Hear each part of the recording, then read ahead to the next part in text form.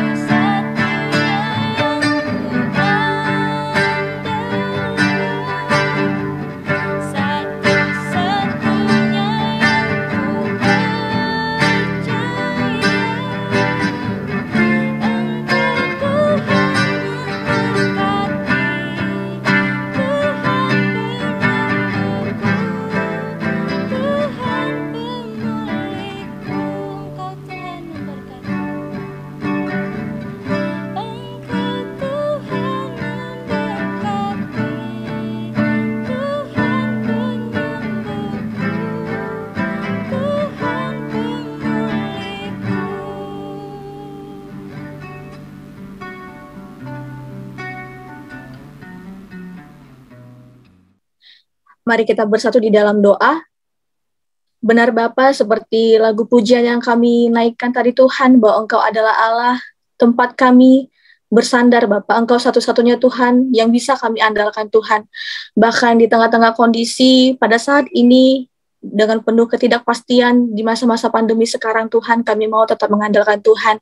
Bapak yang baik, pada malam hari ini Tuhan, kami mau saling berbagi ya Bapak, terutama dari narasumber kami yang begitu istimewa Tuhan.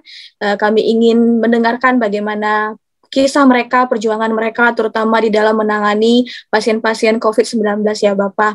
Biarlah kiranya Tuhan perbincangan kami pada malam hari ini semuanya berkenan kepada Tuhan, dan biarlah kiranya dapat menginspirasi kami semua, terutama anak-anak muda, supaya lebih peduli lagi akan kesehatan mereka, akan protokol kesehatan, maupun juga mau divaksin Tuhan, dan juga mendorong orang-orang lain juga untuk mau divaksin. Terima kasih Yesus, kami serahkan ibadah ini dan juga perbincangan kami pada malam hari ini Tuhan, hanya di dalam nama-Mu kami berdoa dan mengucap syukur. Amin.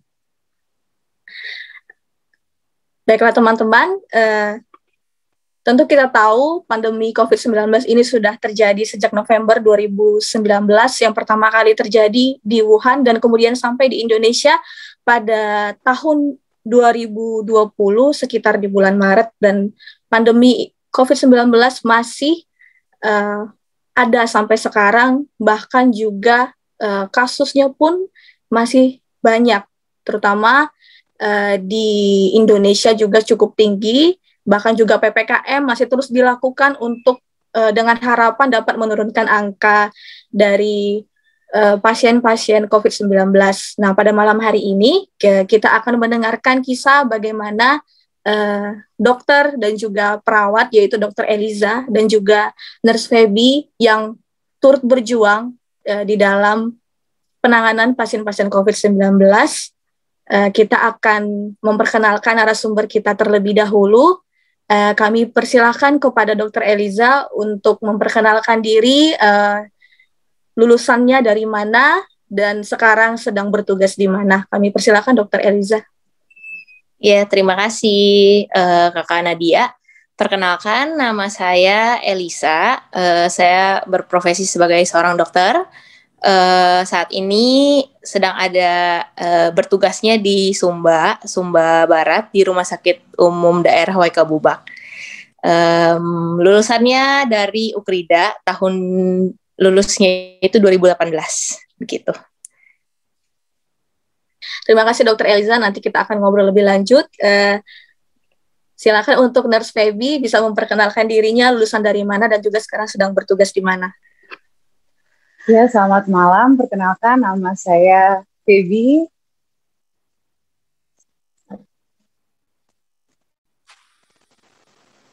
Saya lulusan dari Fakultas Keperawatan UPH angkatan 2017. Sekarang saya bertugas di Siloam Medan. Oke, terima kasih Dokter Eliza dan juga Nurse Feby yang sudah meluangkan waktunya pada malam hari ini. Kita bisa tahu ya teman-teman, satu ada di Medan, satu ada di Sumba gitu, di timur Indonesia dan juga di baratnya Indonesia. Dan kita akan bisa mendengarkan cerita yang berbeda bagaimana kisah mereka, perjuangan mereka dalam penanganan pasien COVID-19. Nah, mungkin aku mau tanya dulu untuk Dokter Eliza, untuk sekarang di Sumba, apa sih kesibukannya, Dok? Untuk sekarang sih tugasnya jadi seorang dokter umum. Jadi tugasnya kalau job desk-nya itu jaga instalasi gawat darurat sama jaga ruangan rawat inap. Terus mungkin karena ini lagi COVID gitu ya, jadi rumah sakit kami ini termasuk rumah sakit rujukan di satu Pulau Sumba. Selain ada di Sumba Timur, di Sumba Barat juga ada rumah sakit ini jadi rumah sakit rujukan. Jadi juga ada jaga isolasi begitu. Jadi khusus ruangan buat merawat pasien-pasien COVID begitu. Oke, untuk Nurse Feby sendiri kesibukannya sekarang gimana? Kalau sekarang saya lagi jaga di ICU, jadi perawat ICU. Semenjak pandemik ini, di Siloam itu dia per bulannya bergiliran. Jadi saya setiap bulan ganjil saya masuk jadi tim COVID gitu. Ya, kita kan tahu sendiri sebagai nakes, bagaimana kita merawat pasien sebelum pandemi dan sesudah pandemi itu jauh berbeda gitu. Dari mulai persiapannya, bagaimana juga pasien COVID ini tentu berada di ruang isolasi yang berbeda dari pasien-pasien umum seperti itu. Nah, pasti apa yang menjadi persiapannya dan juga ketika visit ke ruangan mereka dan sampai selesai itu kan pasti berbeda ya. Nah, boleh nggak cerita mulai dari tahap persiapan, mulai dari pakai APD dan segala macam yang mungkin cukup ribet lah seperti itu hingga ke visit dan juga selesainya bagaimana? Mungkin bisa dimulai dari Nurse Feby. Kalau dari saya, dari sisi perawatnya ya, dari sisi perawat untuk persiapan, ya pasti yang pertama persiapannya kesehatan sama mentalnya dulu ya.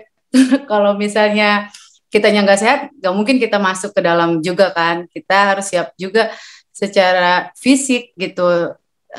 Selain itu, persiapan awal dari pemakaian APD juga, itu awal-awal sih ya waktu masa pandemik berat banget ya. Karena berlapis-lapis masker yang harus dipakai kan. Awalnya sih ya dari segi APD kesulitannya cuma di masker sama panas ya, karena harus 8 jam pakai itu di dalam ruangan kan, dan harus tahan, nggak makan, nggak minum, nggak buang air kecil juga, kayak gitu. Kita harus menahankan itu selama 8 jam dalam merawat pasien, kayak gitu. Itu sih yang makanya yang penting itu adalah stamina kita dulu sebelum kita masuk dan merawat pasien. Stamina kita dipersiapin dulu. Kalau misalnya kitanya udah ngerasa nggak enak, ya nggak usah, izin aja gitu, nggak usah masuk. Tapi kalau kalau udah mateng dari mentalnya juga, kita kan, karena saya perawat ICU juga, yang dihadapi juga pasien-pasien yang kritis, yang udah pakai bantuan alat juga. Jadi benar-benar harus mental yang kuat juga kan, untuk bisa menguatkan mereka, untuk bisa merawat mereka. Dari segi persiapan sih menurut saya itu sih yang paling penting. Dan saat pakai APD ya benar-benar sesuai dengan yang udah diajarin aja, yang sudah dikasih sama pemerintah, ya sesuai dengan itu sih. Kalau misal visit ke ruang pasiennya sendiri gimana? Maksudnya ada nggak aturan-aturan yang harus dilakukan sebelum visit ke ruangannya gitu? Kalau kebetulan di kami sistemnya itu karena perawat kan, jadi benar-benar nggak ada sistem visit yang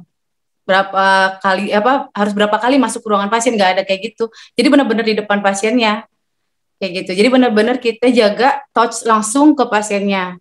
Jadi untuk visitnya sendiri mungkin itu lebih ke dokter kali ya, karena kan dokter yang lebih visitnya itu ganti-gantian ke pasiennya. Sedangkan kalau perawat kan fokus pasiennya siapa aja kayak gitu, lebih touch ke pasiennya lebih sering gitu. Oke, nah mungkin Dokter Eliza bisa cerita juga gimana persiapannya dalam mempersiapkan dari mulai APD, kemudian juga visit ke pasien yang rawat inap terutama. Silakan Dok. Kalau ya ini kan tadi dari siapa, Kak Feby ya? Dari Kak Feby kan dari perawat di ICU gitu ya. Kalau mungkin sebenarnya tergantung sih, karena kan kalau dokter tergantung apakah dia pegang ruang isolasi atau pegang IGD, itu beda-beda soalnya. Nah cuman kalau misalkan di rumah sakit, contoh di rumah sakit saya di sekarang ini, kita memang nggak ada tim khusus COVID di IGD. Jadi satu begitu. Kita screening di awal, kalau memang dia curiganya ke COVID, ya kita langsung masukin ke ruang isolasi. Nah, kalau mungkin APD-nya kita kan dulu khas banget ya. Maksudnya kalau kita lihat kayak misalkan di TV-TV itu pada pakai hazmat ya, kayak baju astronot gitu ya, pakai Google, maskernya pakai N95, terus pakai lagi masker biasa, terus ini di perban, kadang kan ada yang ngepost ya, ini sampai lecet-lecet begitu. Nah, yang kayak gitu. Nah, kalau kita di IGD sih pakainya sekarang lebih ke APD level 2 ya. Kalau yang tadi itu yang saya jelasin APD level 3. Itu mungkin kalau rawatnya di ruang ICU, contohnya sama kayak Kakak Feby itu, karena ruang ICU kan kadang ada pasien pakai ventilator, suction itu kan aerosol ya kadang. Nah jadi itu lebih bahaya gitu. Kalau misalkan di IGD kan mungkin lebih yang pasien-pasien dengan gejala sedang, batuk, saturasi turun, paling pakai oksigen. Kita sih pakainya APD level 2 gitu. Kalau misalkan masuk ruang ISO sih yang mirip sama kayak ceritanya Kak Feby ya. Jadi kita harus pakai APD level 3 which is pakai hazmat dan itu panas banget gitu loh. Kalau misalkan ruangannya ber-AC, ya AC-nya dingin ya oke lah ya. Tapi kadang kan gitu, AC-nya nggak dingin, terus aduh sampai keringetan gitu. Itu pakai hazmat selama 8 jam. Memang kenapa mungkin ini ya, biar adil juga, jadi makanya pertimbangannya shift-nya itu beda sama yang lain. Kalau di ruang isolasi, itu sama di RS Wisma Atlet ya, karena dulu saya pernah kerja juga di Wisma Atlet, itu memang shift-nya itu per 8 jam. Alasannya ya supaya adil gitu ya. Jadi pakai hazmatnya per 8 jam. Dan itu benar kayak kata Kak Feby tadi ya. Jadi kita nggak boleh lepas hazmat gitu, nggak boleh.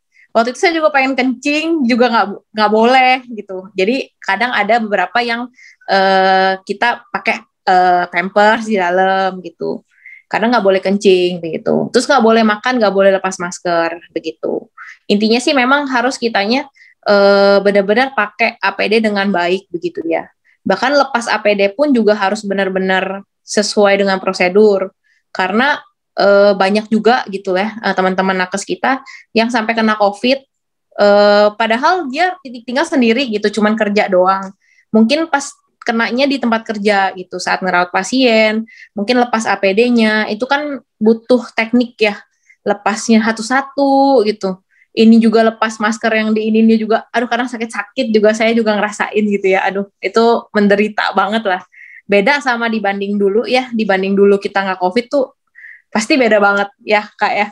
Jadi kayak lebih pakai masker satu aja, pakai baju jaga biasa aja. Kalau sekarang tuh harus pakai gaun lah, kadang ada pakai hazmat gitu. Jadi memang agak lebih ribet begitu ya, lebih capek begitu. Gitu sih kalau dari saya.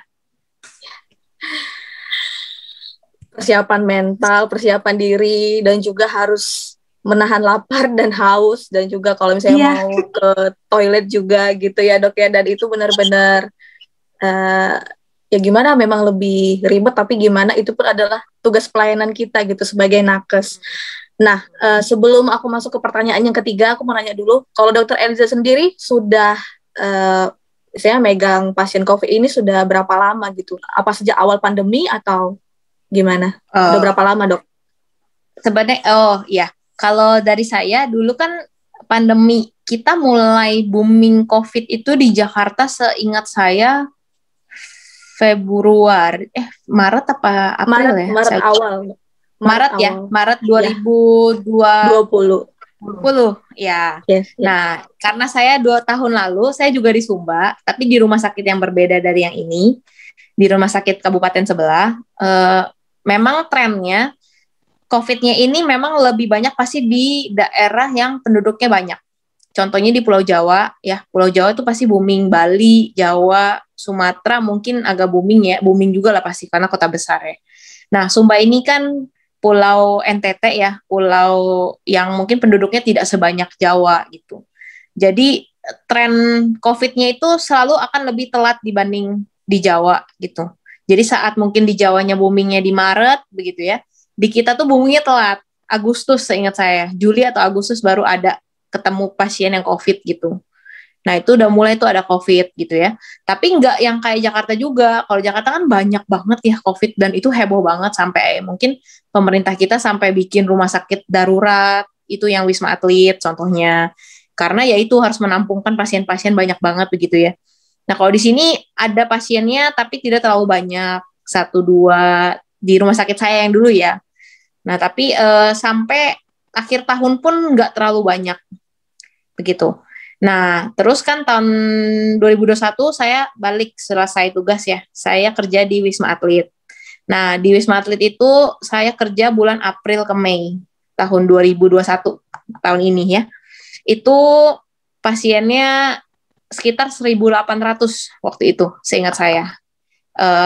Jadi kerjanya saya tuh di IMCU, Intermediate Care Unit. Jadi ibaratnya ruangan di bawahnya HCU. Jadi kayak ruangan biasa, tapi pasiennya terpasang infus, pakai oksigen, dan lain-lain begitu. Pasiennya ya lumayan sih, lumayan saya ada satu dokter pegangnya 3-4 pasien, gitu, kadang 2, begitu. Nah, udah dari SDC, saya balik lagi ke Sumba, tapi di rumah sakit yang berbeda, di WK Bubak. Ini sekarang contohnya, nah saya memang belum bertugas di isolasi, tapi ini kan mulai tren masuk second wave-nya Indonesia ya, Indonesia. Itu pas ini bulan apa ya? Bulan April, ya pokoknya pas yang India heboh itu, nggak lama kemudian kita heboh juga gitu ya. Kan angkanya sampai banyak. Bahkan teman-teman saya di RSDC aja, itu ngerawat pasien sampai 8.000 pasien positif di RSDC. Sampai akhirnya kan pemerintah bikin lagi rumah sakit darurat lain, Wisma Haji, rumah sakit di mana, pokoknya banyak lah rumah sakit tambahan. Di sini juga udah lumayan naik begitu. Waktu itu saya pernah tanya teman saya yang kerja di isolasi di sini, kita ketemu tuh Pak, pasien cukup lumayan lumayan banyak, kayak ada lah 12 sampai sudah bednya udah cukup, udah maksimal gitu. Kita kan bednya cuma ada 12 di sini buat ngerawat pasien COVID gejala sedang ke berat ya, sedang ke berat. Kalau ringan kita suruh keluarganya isolasi, pasiennya isolasi sendiri begitu. Gitu sih. Jadi trennya ini sekarang sudah mulai turun tapi masih ada begitu. Gitu. Iya, kalau Nurse Feby sendiri mulai menangani pasien COVID itu dari sejak kapan gitu?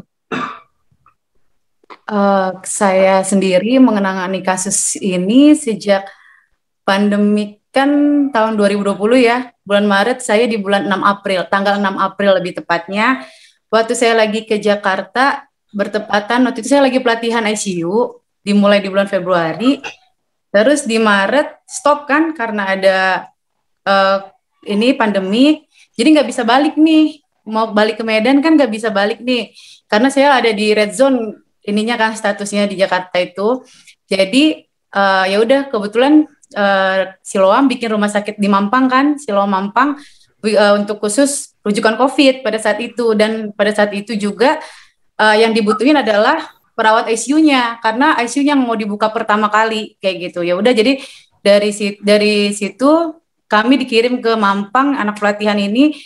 Ya udah di situ tanggal 6 April sampai sekarang sih masih merawat COVID ya. Jadi tapi ganti-gantian, ada yang saya bilang tadi per bulan, tapi waktu di awal kayak kemarin sampai bulan Juli, yang benar-benar katanya tadi yang ada gelombang yang pertama itu besarnya di Pulau Jawa nih, kan karena banyak penduduknya, bener banget, dia di Medan itu dia masih nggak terlalu banyak di rumah sakit yang di Medan ini, jadi pada saat itu bulan Juli, barulah di saat kita di Jakarta udah mulai buka nih, udah nggak terlalu, udah longgar kan, udah mulai ringan.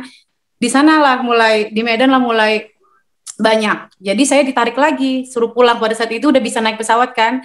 Jadi ya udah ditarik lagi ke Medan karena kasus di Medan lebih banyak juga gitu. Jadi dibalik lagi ke Medan sampai 2 bulan 3 bulan di masih rawat COVID, baru libur gitu, liburnya 2 bulan, keluar dari tim COVID-nya itu sendiri 2 bulan, lanjut lagi kayak gitu. Jadi ya mulai dari situ setiap 1 bulan sekali lah saya sampai sekarang masih jadi tim COVID gitu.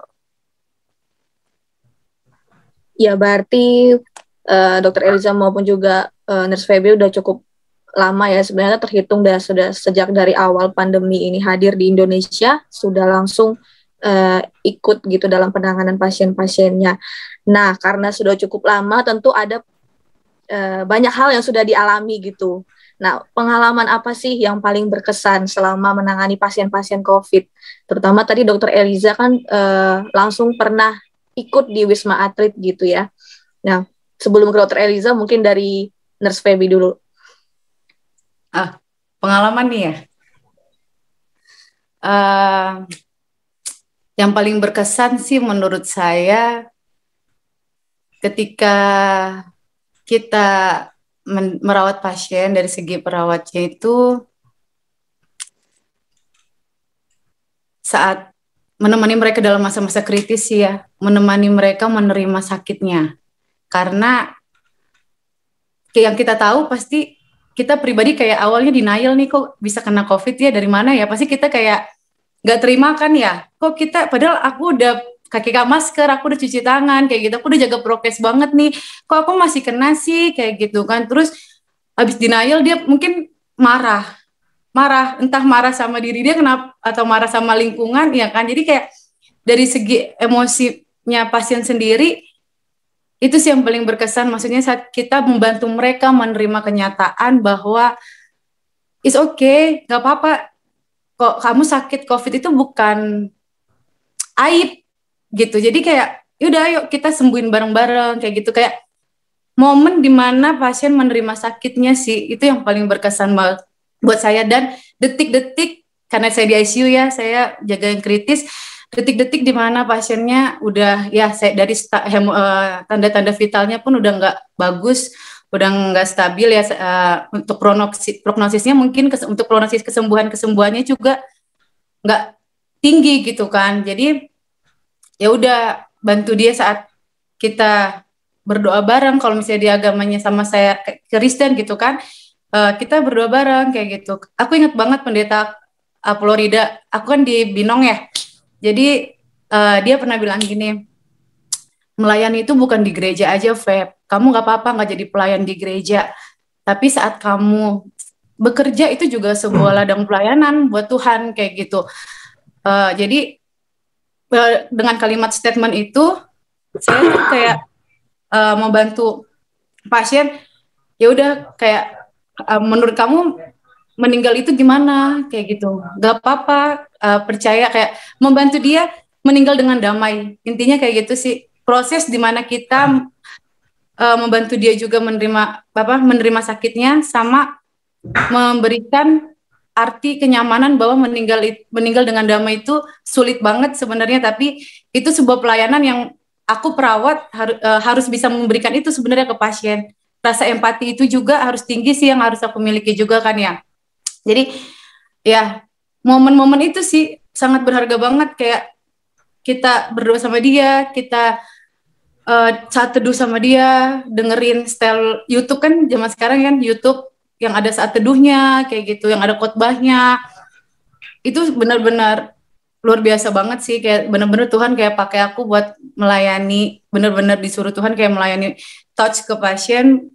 Ya udah yuk kita sama-sama melewati ini semua kayak gitu. Itu sih berkesan banget, sampai benar-benar sampai sekarang jadinya kayak suatu pelayanan buat saya jadinya, untuk merawat pasien sehari-hari kayak gitu. Itu sangat berkesan sih buat saya. Dan satu lagi, kalau misalnya yang paling berkesan itu ketika pasien itu sembuh ya, itu yang lepas dari yang pakai alat bantu ventilator sampai dia kita rawat, kita lepas, itu kayak kita ngelihat kebaikan Tuhan, kayak ya ampun gila, baik, keren banget, ini keren banget, itu tuh hebat banget. Dan kayak misalnya bapak atau ibunya tuh luar biasa juga menghadapi semua ini, kayak itu keren banget, kayak ngelihat perbuatan Tuhan tuh hebat banget di situ. Kalau kita lihat pasien yang awalnya benar-benar nggak bisa bernapas, harus bantu pakai mesin, dan tiba-tiba dia bisa benar-benar sehat, dilepas dan pulang, itu luar biasa banget sih,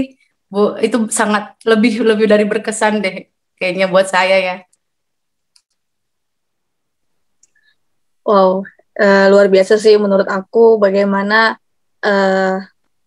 Tuhan bekerja gitu ya, bahkan mungkin di dalam kondisi terendah pasien, bagaimana emosional mereka, bagaimana mungkin COVID ini bisa membuat gimana ya, terkadang stres gitu kan, sehingga memperparah gejalanya gitu. Dan gimana Feby juga mendampingi mereka dalam sisi kerohaniannya juga, yang itu justru menguatkan juga. Itu luar biasa juga menurut aku.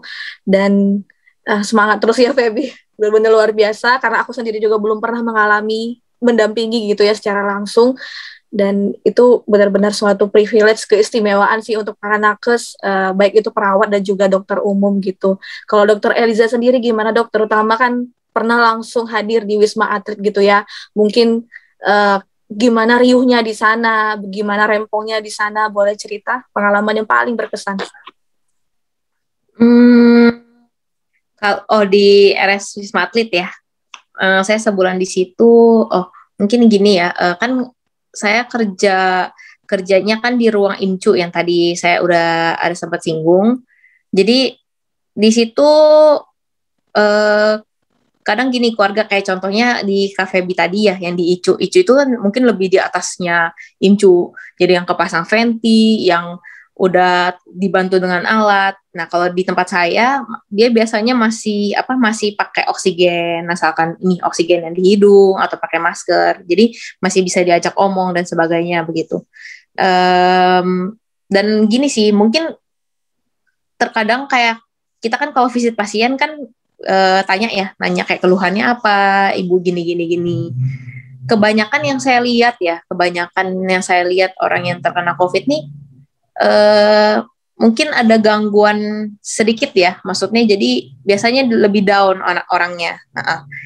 Jadi sempat kayak dia pengen pulang banget, ada pasien pengen pulang gitu. Tapi hasil dulu kan masih belum ada peraturan yang baru ya, jadi kita masih berpatokan dengan nilai CT ya. Kalau di PCR kan nilai CT.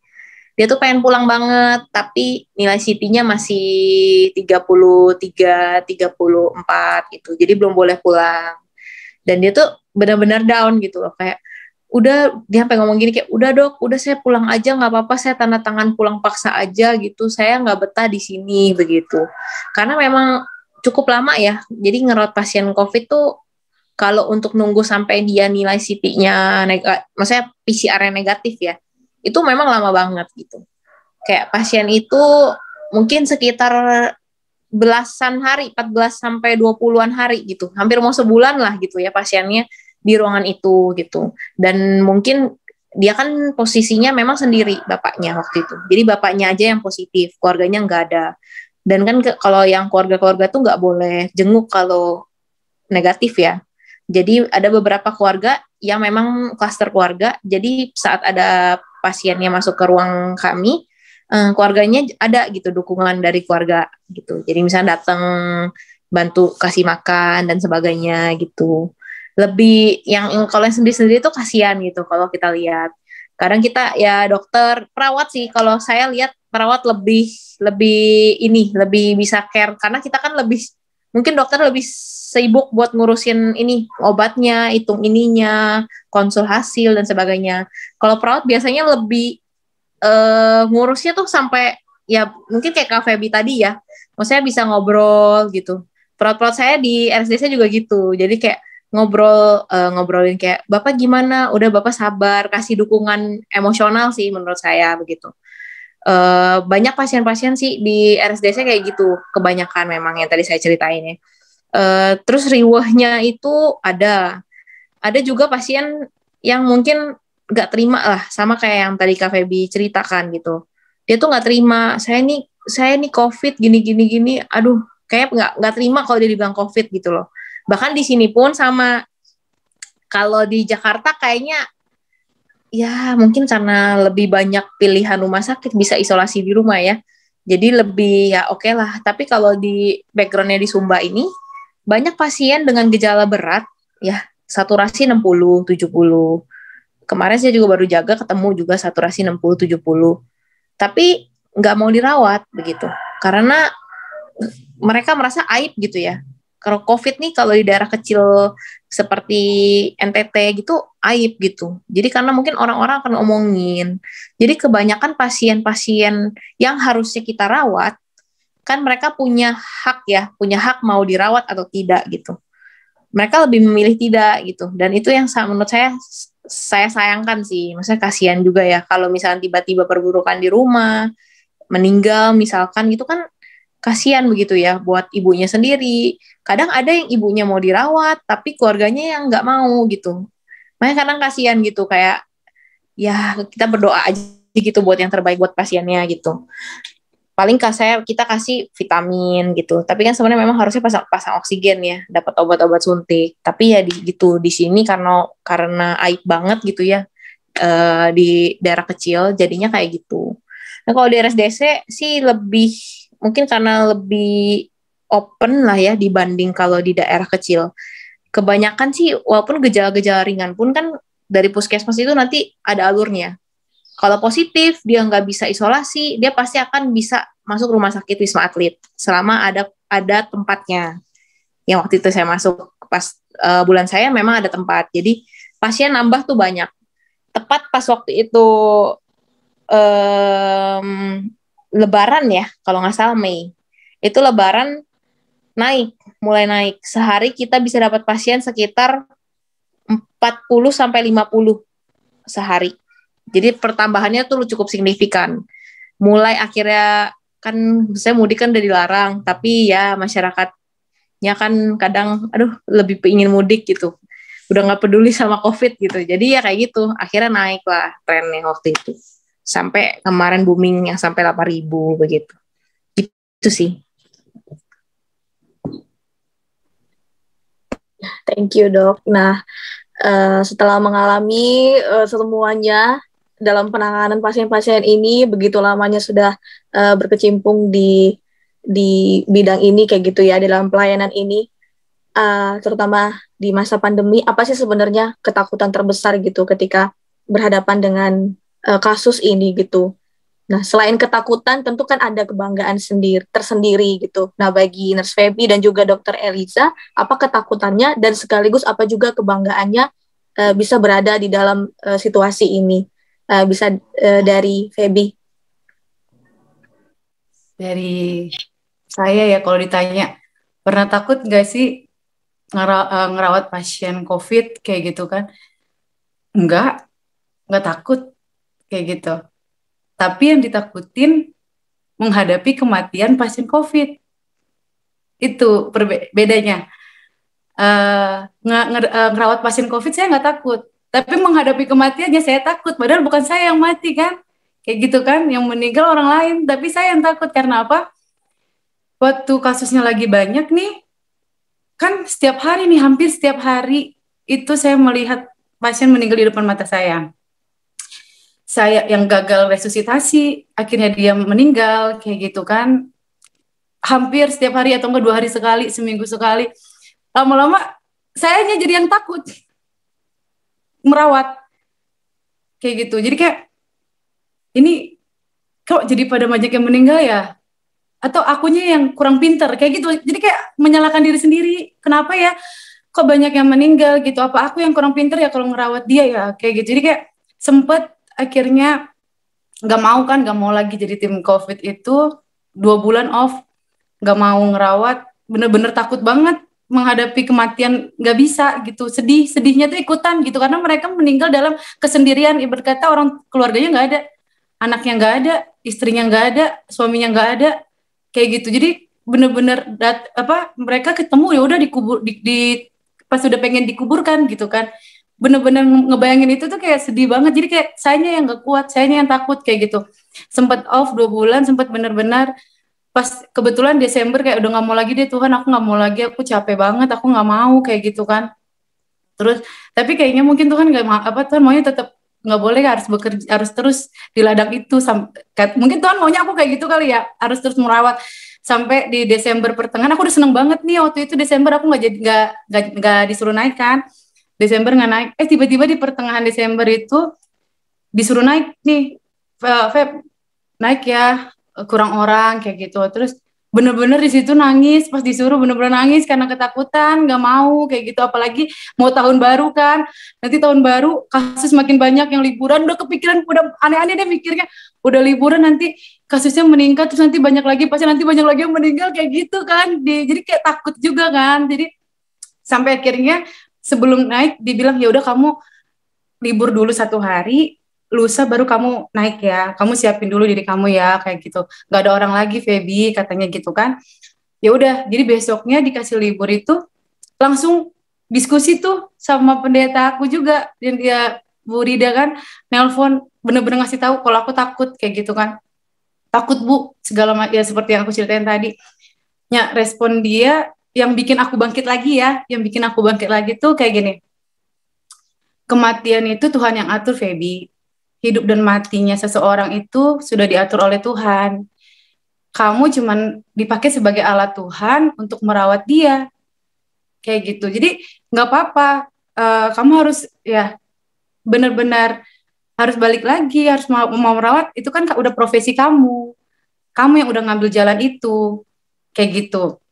Terus kamu nggak ada salah, ya udah kamu rawat ya semaksimal yang kamu bisa, selebihnya hidup dan mati itu di tangan Tuhan, kayak gitu. Ya udah dari situ, oh iya, ya udah aku akhirnya kayak ya udah sekarang mindsetnya hidup dan mati di tangan Tuhan, emang benar hidup dan mati di tangan Tuhan, Feb, kayak gitu kan. Ya udah lakukan aja semaksimal mungkin yang lu bisa, yang kamu bisa untuk pasien, kayak gitu. Jadi ya udah besoknya ya udah mulai lagi ngerawat pasien lagi gitu, dengan tanpa rasa takut, dan benar-benar udah kayak biasa aja, lagi kayak kita lagi ngerawat pasien biasa jadinya sekarang. Dan kalau dibilang bangga, nggak pernah terlibat gitu kan, aku bilang bukan bangga ya, lebih kata tepatnya itu bukan kata bangga, kayak terima kasih, kayak takjub aja gitu, kayak kagum aja, kayak bersyukur juga sih. Bersyukur, kalau dibilang bersyukur nggak, bersyukur banget. Kalau dibilang bangga nggak bangga. Tapi kalau dibilang bersyukur, sangat bersyukur banget bisa terjun langsung, terlibat langsung dalam pandemik ini, dalam menangani pandemik ini. Karena kalau dibilang yang menangani sebenarnya, yang terjun langsung dalam pandemik ini sebenarnya harusnya masyarakat semuanya ya, yang bisa kita saling gotong royong, bukan cuma nakes aja. Jadi dibilang bersyukur, sangat bersyukur, udah dikasih kesempatan sama Tuhan membantu pasien-pasien di masa pandemik ini sih.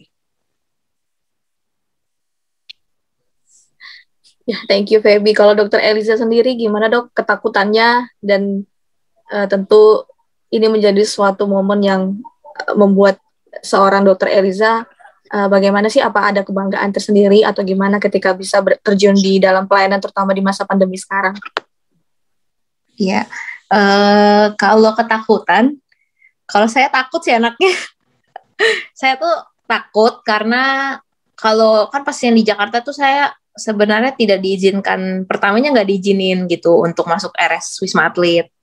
Karena ya waktu itu gini, kita kan namanya nakes kan potensi banget ya kontak erat dengan pasien-pasien COVID gitu. Dan ya kita nggak tahu, kita nggak bisa nebak apakah saat saya kena COVID ini saya akan hidup gitu, atau saya meninggal gitu. Ibaratnya gini loh, maksudnya kita bekerja di tempat yang resikonya tuh tinggi banget untuk kemungkinan kita bisa meninggal begitu, karena kena COVID ya gitu. Jadi waktu itu pas saya mau masuk ke Wisma Atlet itu, saya pertama nggak diizinin sama orang tua saya gitu. Itu yang pas saya udah pulang dari Sumba. Nah jadi kalau dibilang takut pun takut gitu, takut kalau misalkan kena COVID dan ternyata gejalanya berat gitu. Misalkan sampai harus kadang kan ada yang sampai pasang ventilator. Dan banyak gitu nakes-nakes teman saya yang umurannya mungkin kayak kita gitu, 20-an akhir, itu banyak yang meninggal gitu. Gak cuma di Jakarta, di beberapa rumah sakit ya, di Kalimantan, di mana, itu ada yang meninggal gitu. Dan ya kalau mau dibilang ya takut gitu loh. Terus sama apa ya, mungkin ada juga, jadi kalau misalkan waktu itu kenapa saya memilih juga, akhirnya saya pengen kerjanya ke Sumba lagi, karena kalau menurut saya sih COVID ini masih akan terus berlanjut gitu. Dia ya biasa trennya mungkin akan bertahun-tahun begitu. Tergantung dari si negaranya gitu, kebijakannya bagaimana, terus hal apa yang sudah dilakukan oleh negara begitu ya. Nah jadi ini kalau saya lihat sih di Indonesia pasti lebih dari 2 tahun, mungkin 3-4 tahun ya, kita nggak tahu juga ya sebenarnya, itu kan menurut kehendak Tuhan juga sebenarnya kejadian seperti ini kan ya. Makanya saya juga takut juga kalau saya tuh nularin ke orang tua sih. Jadi saat saya jadi nakes, saat saya merawat COVID, saya takut saya kena COVID dan gejala berat sampai meninggal. Tapi saya sendiri juga takut kalau saya nularin ke orang yang saya sayang gitu. Contohnya orang tua, adik begitu ya. Makanya pertimbangannya adalah memang akhirnya saya lebih milih kerjanya di luar dari Jakarta gitu. Karena kan kalau kerja di luar kayak gini kan akhirnya saya tinggal sendiri gitu. Setidaknya kalau misalnya saya rawat COVID pun ya saya nggak akan memaparkan ke orang tua gitu sih gitu ya. Terus kalau kebanggaan mungkin nggak ya dibilang bangga sih ya semirip sama kayak Kak Feby sih, saya nggak merasa bangga gitu ya bisa ngeliat pasien COVID, karena memang ini adalah tugas kita gitu, tugas kita sebagai nakes, apalagi kalau di rumah sakit ya, rumah sakit bahkan puskesmas pun, pokoknya nakes di puskesmas, rumah sakit, klinik itu akan yang namanya pasti kita akan ketemu pasien COVID, kita akan kontak gitu. Jadi mungkin lebih kayak ucap syukur kali ya, mengucap syukur karena sampai saat ini gitu kita dikasih kesehatan nakes-nakesnya ya, maksudnya saya, Kak Feby gitu, saya sih nggak pernah positif sampai hari ini gitu ya, untung banget puji Tuhan sebagai nakes saat saya bekerja gitu ya, bekerja waktu itu di Wisma Atlet, bekerja di sini itu puji Tuhannya Tuhan pelihara gitu, jadi walaupun kita kontak dengan pasien-pasien yang sangat banyak, Tuhan jaga kita gitu, kasih kita kesehatan gitu. Kalau kadang kan kalau saya kan mikirnya lebih ke sains ya. Nah, saya kan obesitas gitu ya. Jadi itu termasuk komorbid gitu loh. Beda sama yang kurus gitu ya. Kalau saya kan gemuk. Jadi itu komorbid, kena COVID gejalanya lebih berat begitu. Terus mungkin ini juga sih tambahannya, ya saya bersyukur juga Pak Jokowi ya, maksudnya Pak Jokowi Indonesia juga memperhatikan nakesnya gitu loh. Kalau lihat ya di tanda kutip gini, saya juga bangga jadi nakesnya Indonesia. Kenapa? Ya kita lumayan diperhatikan gitu. Memang sih nggak ideal, maksudnya ideal itu pasti nggak mungkin lah bisa perfect, pasti ada lah namanya kurang, namanya juga manusia gitu ya. Kayak kita nih bisa dapat vaksin, masyarakat Indonesia dapat vaksin, nakes ini kan sudah di bus vaksin Moderna ya, yang ketiga. Puji Tuhan juga saya pun sudah dapat di NTT begitu. Jadi saat jadi nakes pun ya saya bersyukur sih, maksudnya dipelihara Tuhan, negara juga maksudnya jaga kita nakes-nakesnya begitu sih, gitu.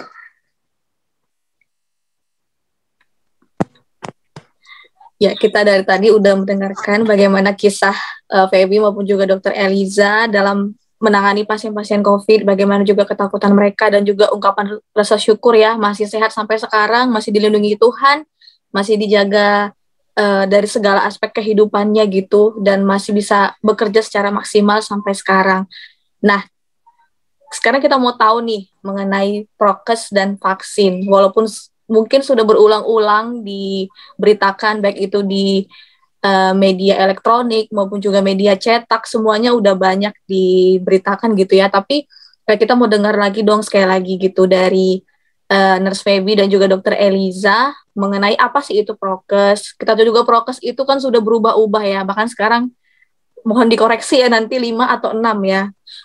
Terus juga vaksin juga udah begitu banyak jenisnya, dan juga sekarang juga sudah bisa didapatkan memang secara gratis dan diusahakan semua masyarakat Indonesia itu bisa divaksin kayak gitu. Kalau dari Nurse Feby sendiri bisa diceritakan mengenai protokol kesehatan itu apa aja sih sebenarnya?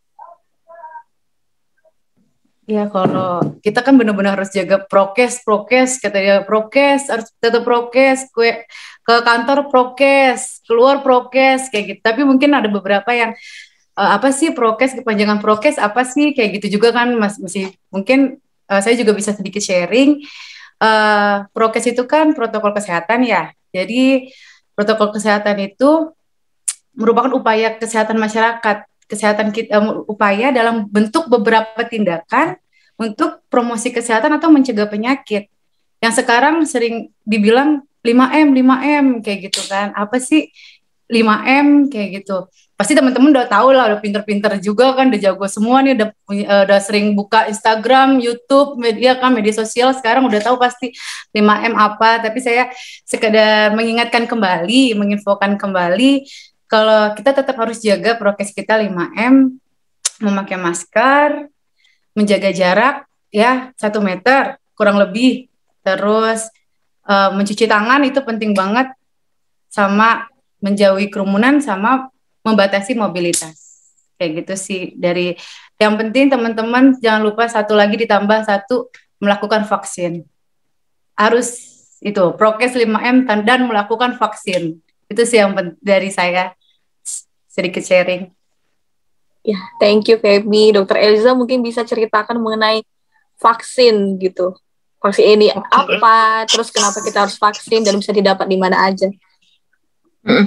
Berarti sebenarnya yang tadi Kak Feby bilang jadinya 6M sih ya. Tambah melakukan vaksin ya. Melakukan vaksin, benar. Iya, jadi 6M berarti ya. Nah, oke, mungkin kalau vaksin sekarang di Indonesia ya, intinya bukan di Indonesia doang sebenarnya. Satu dunia ini kan dilanda COVID gitu ya. COVID ini kan wabah ya, wabah dunia, pandemi gitu ya. Jadi hal yang bisa namanya ini kan virus baru, virus SARS-CoV-2. Jadi dia itu nyerangnya di saluran nafas begitu ya. Itu sampai akan efeknya akan ada gejala-gejala infeksi saluran nafas sampai bisa gejala berat begitu ya. Cuman trennya tidak cuman itu, ternyata virus ini tuh bisa sampai nyerang ke organ-organ lain ya. Jadi kadang ada yang dengan ada darah tinggi atau apa itu juga jelek jadinya pasiennya gitu. Gejalanya juga bisa beraneka ragam. Ada yang itu COVID rash di tangan, jadi di kulit kayak dulu ada artis kan ya, artis Indonesia kena. Terus ada juga yang mencret-mencret, keluhan GI tract, keluhan saluran cerna gitu. Jadi nggak selalu serta-merta kayak cuman gejala ISPA doang gitu. Nah, hal yang bisa dilakukan sejauh ini ya, yaitu vaksin begitu. Di samping yang tadi 5M tadi ya, ini M yang ke-6 ini adalah melakukan vaksin gitu. Semua dunia itu sedang sedang program vaksin gitu. Intinya cakupan vaksin harus tinggi gitu. Karena kita mau ibaratnya kan seperti dulu ya, zaman dulu kalau polio kita mengeradikasi polio biar nggak ada polio lagi, kejadian polio sama gitu. Vaksin COVID ini supaya kita semua punya antibodi gitu ngelawan virus COVID ini begitu. Nah, vaksinnya sendiri itu banyak jenis gitu ya yang dibuat begitu. Mungkin yang lebih familiarnya di Indonesia sendiri yang masuk itu kan memang ada Sinovac ya. Itu yang tren pertama tuh Sinovac. Kemudian yang kedua AstraZeneca. Yang ketiga ini Moderna, dan yang keempat baru masuk ini Pfizer begitu ya. Jadi mungkin banyak orang kadang ya mungkin gitu, ini jadi kayak usaha ya, biasa lah ya, maksudnya namanya netizen boleh berkomen begitu, kayak wah ini banyak nih PT-PT ini pada bikin vaksin berlomba-lomba gitu ya. Kalau menurut saya itu ya sudahlah, itu urusannya mereka lah ya. Yang penting kitanya sebagai masyarakat ini kita harus mendapat vaksin gitu loh. Dan untungnya kita vaksin ini nggak perlu bayar begitu. Coba kalau negaranya suruh vaksinnya tapi suruh bayar, kan kasihan banget ya. Mungkin untuk orang-orang yang menengah ke atas bisa gitu loh keluarin uangnya untuk vaksin. Tapi kasihan yang kerja UMR, di bawah UMR itu harus beli vaksin. Mana vaksin kan nggak sekali, vaksinnya harus 2 kali begitu ya. Sejauh ini memang digalakannya 2 kali ya. Jadi belum ada booster begitu. Jadi kalau nakes ini kita dapat booster memang ya, karena memang kalau di penelitian memang dia punya kita punya antibodi ini bisa menurun begitu ya. Nah terus kalau yang tadi yang saya sudah sebutkan ada 4 jenis ini, yang paling banyak sih setahu saya Sinovac memang, karena Sinovac ini vaksinnya nanti dia kerjasama dari China sama yang di Bandung, Bio Farma Bandung begitu. Jadi produksinya diambil, dia punya bahan aktif dari China, dibawa ke sini, diprosesnya di Bandung begitu. Itu yang semua dapat gitu. Orang tua saya juga, yang papa saya dapat Sinovac. Nah kalau yang AstraZeneca ini itu dari Inggris ya. Jadi jenis vaksinnya itu pun berbeda. Kalau Sinovac itu dia virus yang dilemahkan. Kalau AstraZeneca ini jadi dibikin lah virusnya, jadi virus buatan. Diambil dia punya proteinnya, nah dimasukin jadi vaksin begitu. Ya. Kalau yang Moderna sama Pfizer ini mRNA begitu. Jadi sama juga mRNA itu kan materi genetik dari virus begitu. Intinya dimasukkan ke tubuh kita untuk supaya tubuh kita ini bisa ngerespon bentuk antibodi gitu. Antibodinya buat apa? Ya antibodi buat ngelawan virus-virus yang ada di luar sana begitu ya. Jadi terus kan banyak ya kayak hoax ya. aduh jangan mau divaksin ada itunya, chipnya dan sebagainya. Dan saya dengar gitu, di sini pun kayak gitu. Bu dokter, emang bisa kita boleh divaksin? Nah, saya dengar tuh katanya ada chip. Nah, kayak gitu. Menurut saya untuk ya ini kan buat ini ya pemuda-pemuda metodis, mungkin buat jemaat metodis ya, semuanya nggak harus pemuda ya, mungkin orang tua pun yang mungkin lihat juga, kita harus bijaksana dan pandai-pandai untuk memilah informasi saat ini gitu loh.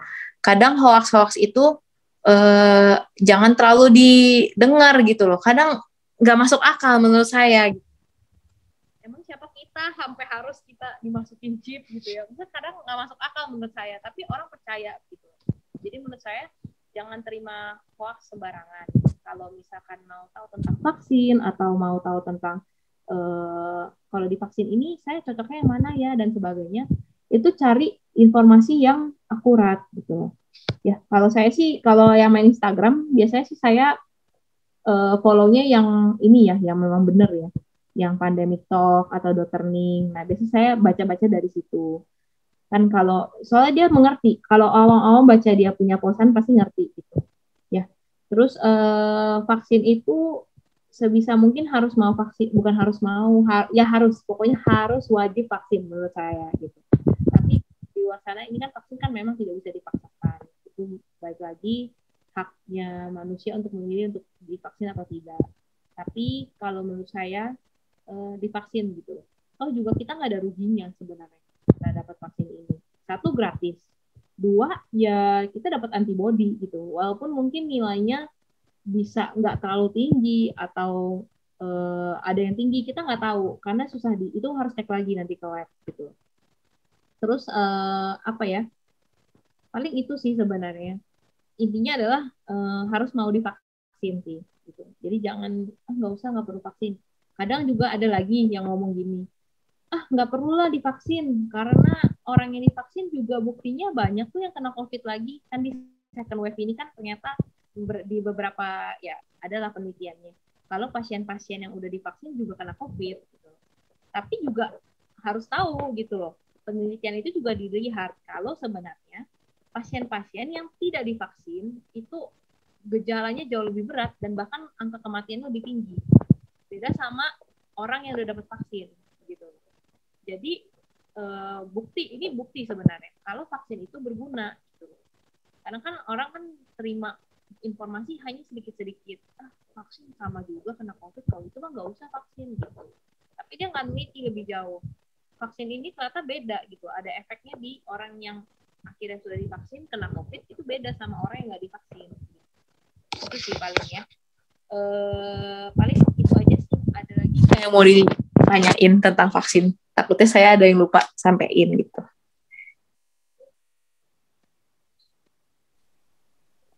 Vaksinnya kan gratis ya dok ya, jadi istilahnya nggak ada lagi ketakutan dari segi biaya atau apapun gitu ya, dan juga betul banget.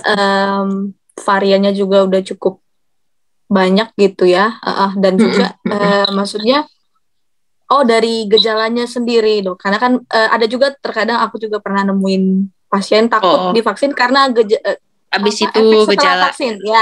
Iya. KIPI ya juga. Berarti ya KIPI itu kejadian ikutan pasca imunisasi. Jadi yang namanya vaksin itu kan kita memasukkan suatu materi genetik ya dari virusnya, memang dari virusnya atau dari yang dibuat itu, yang kayak contoh AstraZeneca kan buatan yang menyerupai virus itu terus diambil materi genetiknya. Itu hal yang sangat wajar terjadi dan lumrah kalau kita ada KIPI gitu. Selama KIPI itu aman ya, maksudnya ya contoh ya demam, biasa KIPI-KIPI yang sering demam, terus rasanya menggigil, mual, muntah, nggak bisa makan, terus badannya kayak lemes berapa hari, mungkin bisa ada yang sampai semingguan, itu ada ya mungkin agak-agak lama begitu ya, itu ada. Tapi sejauh ini yang saya lihat ya, semua pasien yang dikasih Sinovac, AstraZeneca, terus Moderna kan baru nakes ya gitu, Pfizer itu dari luar datanya, itu sejauh ini aman, nggak ada KIPI berat yang sampai meninggal dunia gitu. Seandainya kita pernah dengar cerita ada yang dapat AstraZeneca meninggal itu pun, itu harus diteliti begitu. Mungkin orang ini ada penyakit sebelumnya gitu loh. Mungkin ya dia belum di screening dengan baik ya. Maksudnya gini, kita kan screening kan ada list checklist pertanyaan. Memang kita tanya seperti itu, tapi kan masyarakat di sini kan mungkin kalau kayak pasien dengan autoimun atau apa kan kadang tidak periksakan ke spesialis begitu ya. Jadi ya mungkin kecolongan di sana begitu. Tapi untuk kalau saya bisa lihat ya simpulkan, overall semua vaksin itu baik gitu. KIPI-nya pun menurut saya bisa lah harusnya.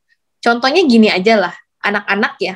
Itu kan anak-anak pasti semua orang ya, yang anak-anak tahu lah ya, maksudnya yang udah punya anak, bahwa vaksin DPT, vaksin ini, vaksin itu, pasti kan ada gejala juga abis vaksin, demam. Pasti anak biasa kebanyakan demam kok.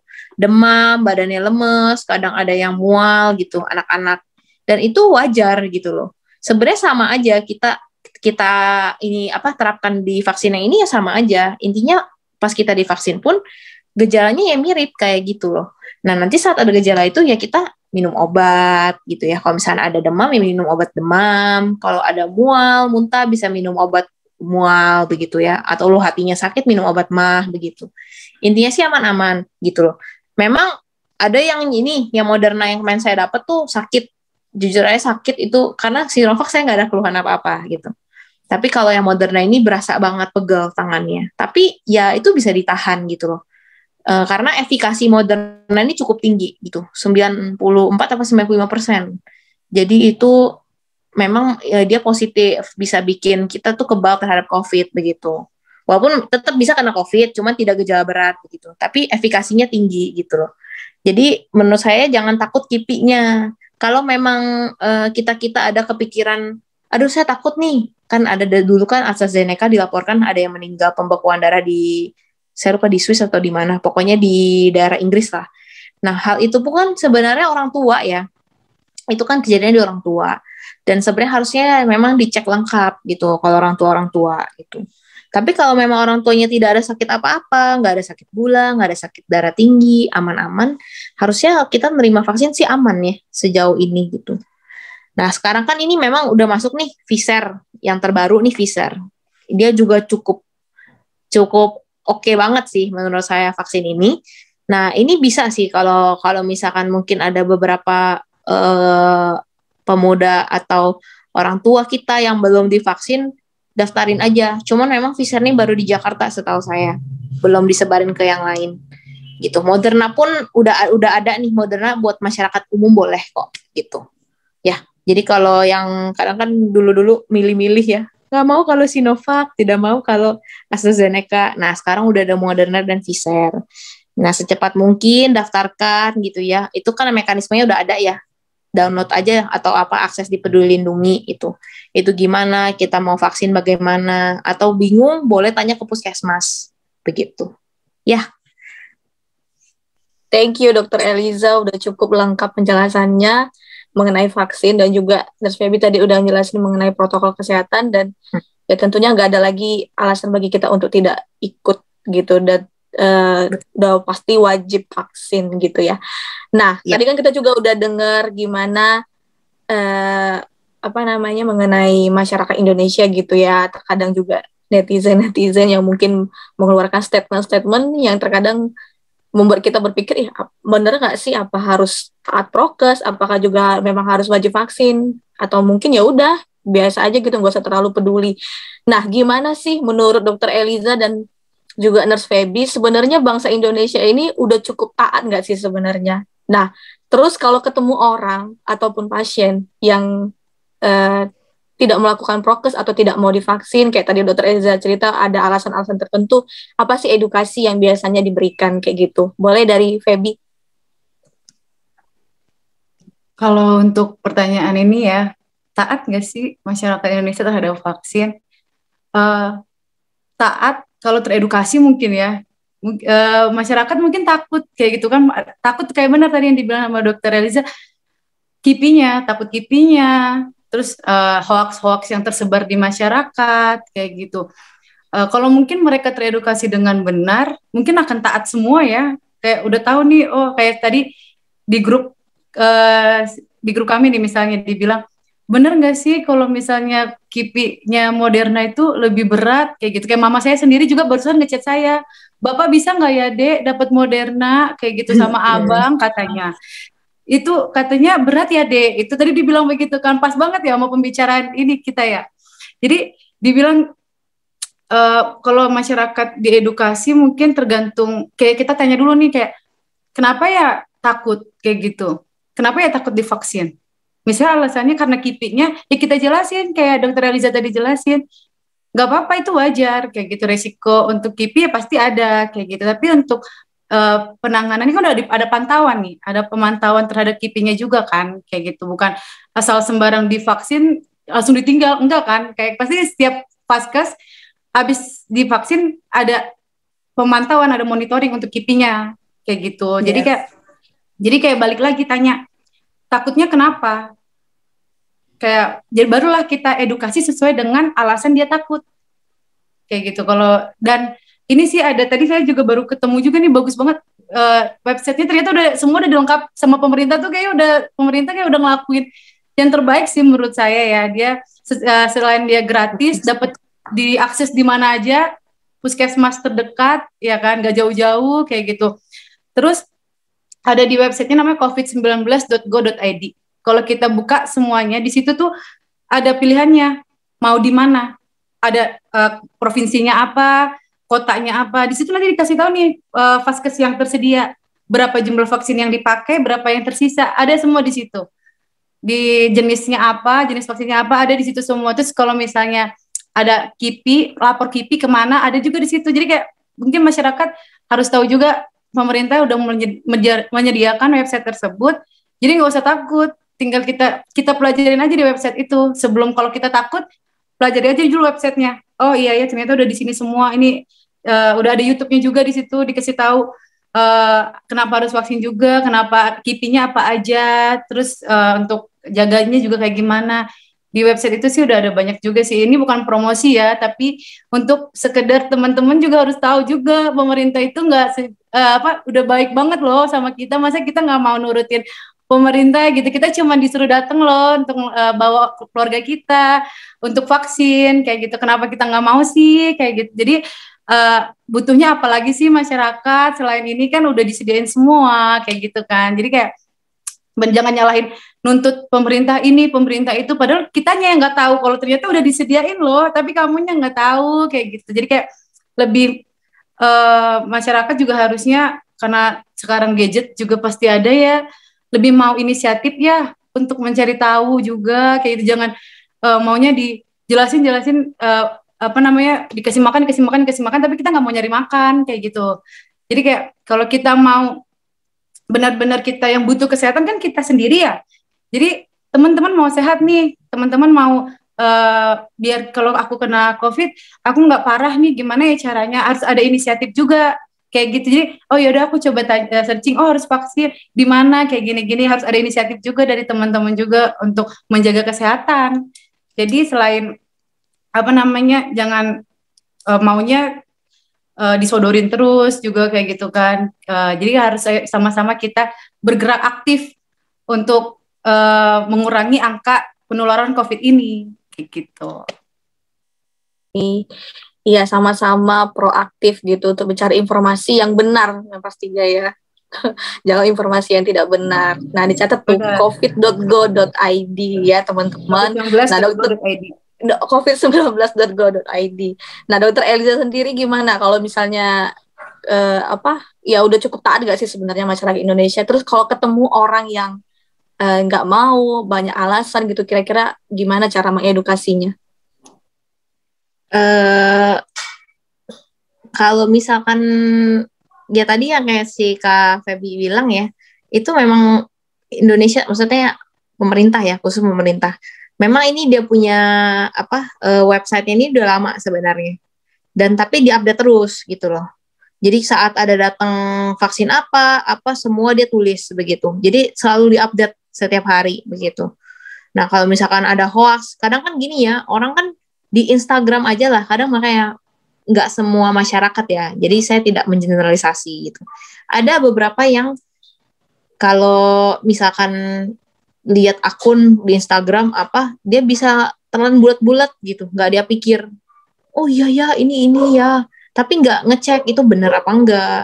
Sering deh pasti kita kadang di WA blast ya, maksudnya kadang di WA di ini vaksin ini ternyata terbukti tidak bermanfaat, terus dikirim lah begitu. Itu kan menyebarin hoax menurut saya gitu. Jadi sarannya adalah ya kita sih memang sebagai nakes pasti akan edukasi, itu pasti gitu. Cuman kan ya terbatas ya, edukasinya nakes itu akan terbatas. Karena kita paling bisa mengedukasi pasien-pasien yang ketemu di kita. Misalkan saya ketemu pasien nih, sakit, terus sudah vaksin belum? Oh belum, bisa saya edukasi ketemu langsung. Nah cuman kalau di luar sana yang sangat banyak itu kan tidak mungkin saya bisa mengedukasi mereka. Nah baik lagi harus merekanya yang proaktif menurut saya. Mereka yang harus cari informasi yang benar tentang vaksin itu gitu loh. Vaksin itu manfaatnya apa, terus kipinya apa gitu loh. Jadi hoax-hoax yang kadang muncul bilang ada chip lah, terus ada mengandung magnet lah, bisa ditempel koin terus nempel tempat vaksinnya, itu kan aneh sekali sebenarnya. Maksudnya jangan terlalu ditelan bulat-bulat gitu loh, info-info kayak gitu. Dilihat lah gitu loh, yang benernya tuh kayak gimana. Dan menurut saya gini, nakes itu kan lebih mengerti ya, kalau mau dibilang nakes itu lebih mengerti tentang hal yang sekarang lagi booming ini ya, tentang COVID lah ya. Jadi jangan pernah dengar orang yang bukan nakes yang ngeinfoin apalagi hoax gitu. Kalau ngeinfonya bener sih ya oke lah ya, tapi mungkin nggak dipercaya gitu. Misalnya dia udah info bener nih, ini gini loh gini, tapi misalkan ini orang nggak percaya, ya menurut saya wajar karena memang bukan profesinya dia gitu untuk ngejelasin hal-hal yang berbau kesehatan. Tapi kan di TV juga udah banyak gitu loh, acara-acara kesehatan juga udah banyak, jadi harusnya bisa melihat yang mana yang benar, yang mana yang enggak begitu ya. Terus paling itu aja, sama mungkin gini, terus nggak semua orang memang bisa mengakses yang namanya ini ya online. Maksudnya kadang orang tua gitu ya, kan nggak mungkin buka web gitu, kayaknya nggak bisa deh. Nah itulah tugasnya menurut saya ini sih ya, titipannya kayak buat yang pemuda gitu ya, atau yang kita lebih paham teknologi lah ya, itu kasih tahu gitu ke orang tua, nih aku udah baca loh Pak, dokter ini bilang gini dan harus vaksin. Nah sedangkan orang tuanya kan, oh iya ya, ini dokternya udah ngomong loh spesialis ini. Karena nggak mungkin orang tua bisa nyari-nyari kayak gini. Mereka kayak contoh papa saya lah. Papa saya tuh suka dengar info dari WA Blast. Jadi temennya broadcast lah WA apa nggak nyambung, hoax lagi gitu kan. Bener ya Lis kayak begini. Gitu kayak yang jelas-jelas masih salah gitu kan. Akhirnya kalau saya sih Pak selalu cari jurnal atau apa yang datanya tuh akurat. Jadi saya kasih gitu, kayak ini loh kayak begini, masih nggak percaya kayak gitu. Nah jadi paling nanti ya, dan kalau di daerah pun susah jujur saja. Di sini banyak banget yang saya ketemu orang tua belum divaksin, alasannya takut begitu. Takut, mungkin satu takut suntik juga kali ya, disuntik takut. Terus takut dimasukin obat tuh takut kenapa-napa gitu. Padahal mereka sendiri juga nggak ngerti takutnya tuh takut apa begitu ya. Intinya takut aja. Jadi akhirnya nggak mau divaksin gitu. Nah itu tugasnya, makanya itu baik lagi pendekatan personal ke keluarganya juga. Kayak kenapa oma nggak divaksin gitu. Emang ada hal apa yang membuat opa-oma ini nggak divaksin? Ya kalau memang ada komorbid dan belum tertangani, ya itu nanti kita bisa obatin dulu baru divaksin gitu. Tapi kalau misalkan aman-aman nggak mau divaksin kan aneh begitu ya. Jadi banyak banget di sini, di daerah Sumba ya khususnya, itu yang belum divaksin ternyata begitu. Ya, poin pentingnya tadi memang adalah harusnya kita yang muda, istilahnya yang lebih sadar teknologi gitu, bisa menampung semua informasi, dan juga kita harus bijak mengolah informasi dan memfilter informasi itu sendiri. Nah tadi Dokter Eliza kan sudah memulai gimana kita supaya mendampingi orang tua kita juga untuk memilah-milah yang mana info yang benar, yang mana yang enggak. Nah untuk pertanyaan selanjutnya yang mirip dengan itu, menyambung ini ya, apa saran dari Dokter Eliza dan juga Nurse Feby untuk muda-mudi khususnya P3GMI, gimana supaya mereka tentunya kayak kata Dokter Eliza tadi, gak mungkin kan Dokter Eliza yang mengedukasi semua masyarakat Indonesia gitu. Nah, yang bergerak itu siapa? Tentunya pemuda ya kan. Pemuda ini banyak gitu, di Indonesia ini banyak pemuda. Nah, apa sih saran-saran dari Feby maupun juga Dokter Eliza bagi pemuda supaya lebih banyak lagi orang yang peduli vaksin gitu, mau divaksin dan juga taat sama prokes. Mungkin bisa dari Dokter Eliza dulu, ada yang mau ditambahkan? Kalau mungkin apa ya harapannya buat pemuda-pemudi ya, mungkin ini sih apa yang kayak tadi mungkin saya sempat singgung lah ya. Kita ini kan yang lebih mengerti ya. Maksudnya zaman sekarang kan semua serba teknologi. Apalagi sekarang lagi pandemi, itu kita kadang kan udah nggak ada gereja. Mungkin kalau ada gereja bisa diedukasi pas warta gereja gitu ya. Nah kadang ini kebaktian online aja orang tua nggak ngerti ya. Caranya gimana ini? Klik ininya nggak ngerti. Nah kita yang muda ini yang kasih bantu gitu. Kayak oh caranya tuh gini. Nah berarti sama juga kita tarik juga. Berarti kalau harapannya untuk pemuda-pemudi buat kita bisa melaksanakan prokes dan vaksin gini, ya kita pakai teknologi gitu loh. Kita bantu orang tua kita, maksudnya nggak usah orang tua pun, saudara-saudara ya yang kakek, nenek, saudara sepupu yang jauh yang nggak ngerti gitu ya. Kalau saya tuh nggak pakai Instagram, tapi saya jarang post-post yang kayak ya post foto cantik apa gitu ya, maksudnya di story terus ya udah gitu ya di komen. Nah saya sekarang bahkan ini mungkin karena COVID kali ya, jadi saya suka lihat post-postan dokter-dokter atau ada akun yang memang akunnya verified ya, akunnya tuh baik banget menurut saya, memaparkan tentang COVID gitu. Biasanya saya suka repost gitu, saya suka repost atau saya screenshot, saya kasih ke orang tua gitu, entah ke grup keluarga besar gitu.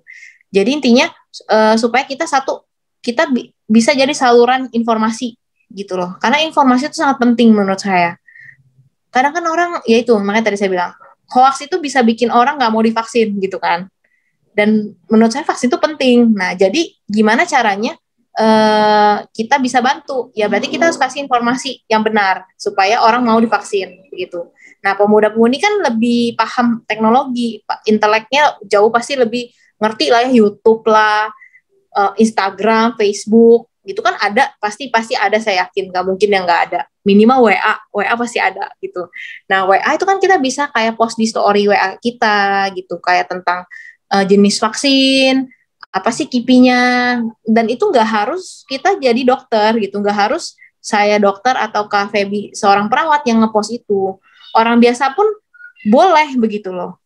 Kita screenshot, kita post, kita nggak akan kenal lah. Namanya kita kan menyebarkan informasi yang benar. Ya asal benar. Jangan screenshot hoax kayak, oh jangan mau divaksin. Nah itu siap-siap aja nanti ditangkep ya. Jadi ya mesti benar-benar lihat informasinya begitu. Kayak contohnya tadi kan yang si Kak Feby di dia punya website itu bisa dipakai begitu. Itu sih paling menurut saya. Jadi harapannya pemuda, dan mungkin satu titip pesan lagi, sebelum kita menyuruh orang untuk vaksin, protokol kesehatan ya, pakai masker, terus jaga jarak, kita harus mulai dari diri kita sih menurutku. Kadang ada ada berapa, jangan ini ya, jangan ngumpul-ngumpul ya, Satgas lah atau apa bilang jangan ngumpul-ngumpul, jangan ini, harus pakai masker. Tapi at the end itu orang yang dia ngomong tapi dia tidak melakukan, berarti kan kayak gak berintegritas ya.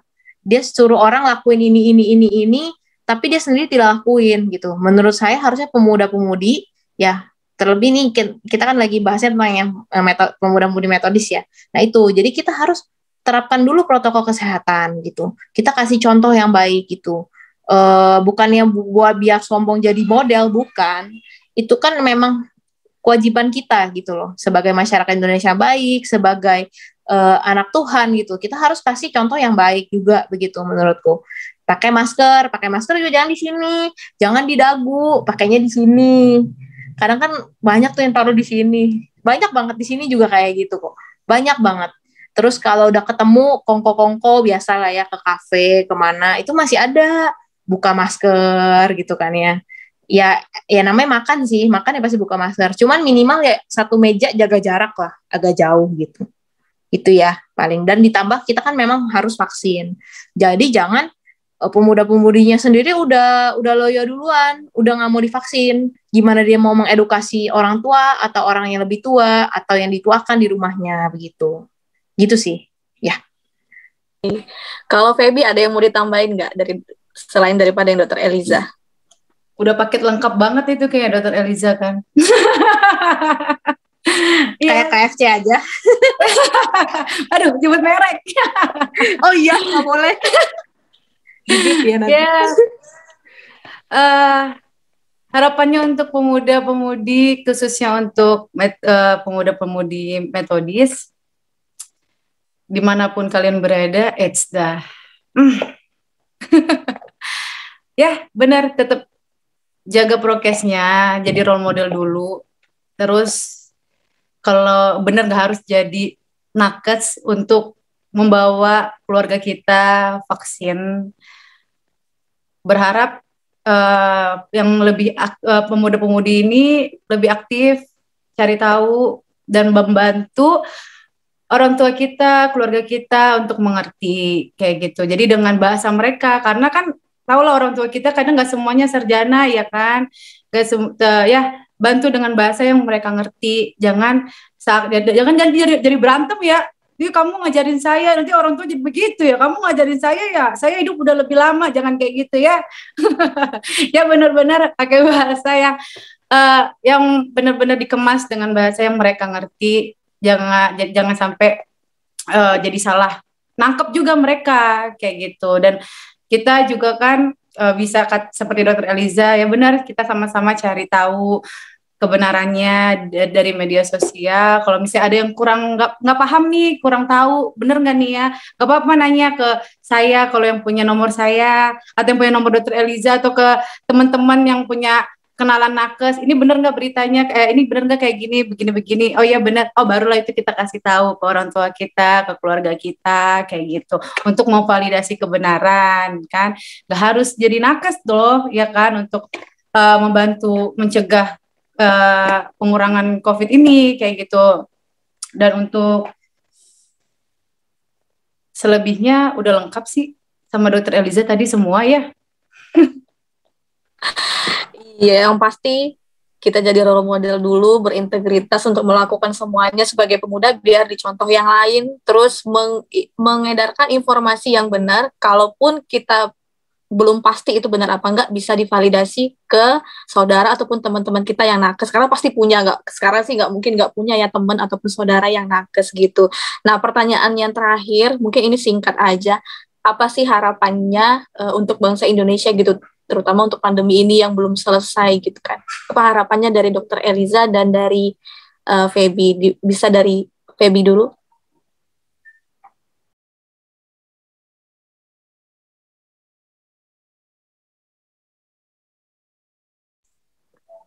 Feby, bisa dari Feby dulu. Sorry, apa sih harapannya? Ya, harapannya. Oh ya, apa harapannya untuk bangsa Indonesia gitu, terutama terkait dari kondisi pandemi sekarang? Kalau untuk bangsa Indonesia sendiri, untuk pemerintahnya, terima kasih sudah ikut aktif membantu untuk mengurangi ya, lebih jangan dipersulit lah intinya. Kalau emang harus semuanya warga negara harus divaksin, dikurangi syarat-syaratnya juga kayak gitu kan. Sekarang udah bagus kan, dikurangin semua, udah deket semua di vaskes terdekat, udah lebih baik sih. Harapannya ke depannya jangan kendor, terus benar-benar bantu masyarakat kita untuk mendapatkan kesehatan yang lebih sejahtera lagi. Udah sih itu aja. Oke, Dokter Eliza? Kalau dari saya harapannya mungkin ya intinya sebenarnya tujuan goalnya adalah di era COVID ini adalah supaya pandemi segera berakhir sih. Bagaimanapun caranya, damkung halal ya, yang penting ya. Maksudnya entah dengan vaksin atau apapun lah ya itu ya. Intinya sih kalau untuk bangsa Indonesia mungkin ya menerapkan protokol dengan baik dan ketat begitu. Kadang tuh tahu ini nilai dia punya angka kejadian COVID sudah mulai menurun, akhirnya kendor lah. Itu selalu kayak gitu. Mungkin nggak tahu ya, di luar sana mungkin gitu juga kali ya, saya nggak tahu juga. Tapi kalau saya lihat trennya di Indonesia tuh saat tinggi, takut semuanya, takut, akhirnya pakai masker, apa semua dipakein, face shield aja kadang dipakein, pakai apalah semuanya pulang ini. Nah, tapi intinya jangan sampai kendor gitu loh. Walaupun kita udah tahu memang angkanya turun begitu. Dan mungkin kalau dari ini khusus untuk ini ya masyarakat Indonesia dan juga pemerintah ya. Dari pemerintah sudah cukup baik sih, maksudnya sudah menggalakkan vaksinasi massal ya. Jadi dulu kan cuma puskesmas, tapi sekarang lembaga-lembaga, jadi dipakailah tempat di kepolisian di mana acara besar bikin vaksinasi massal di Gelora Bung Karno, vaksinasi massal. Intinya semoga memang angka cakupan vaksinnya tuh cepat tercapai gitu. Ya, ini kan memang masih belum setengah kayaknya.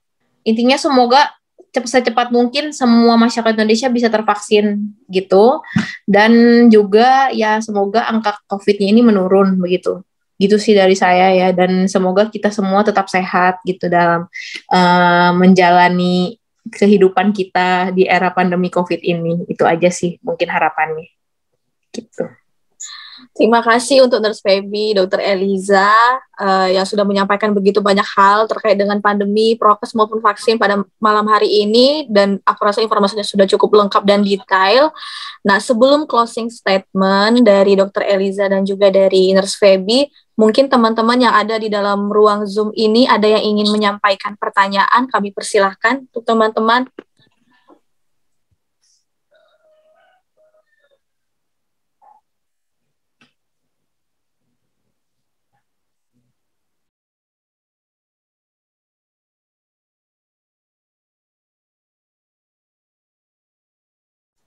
Ya, udah cukup jelas kali ya semuanya.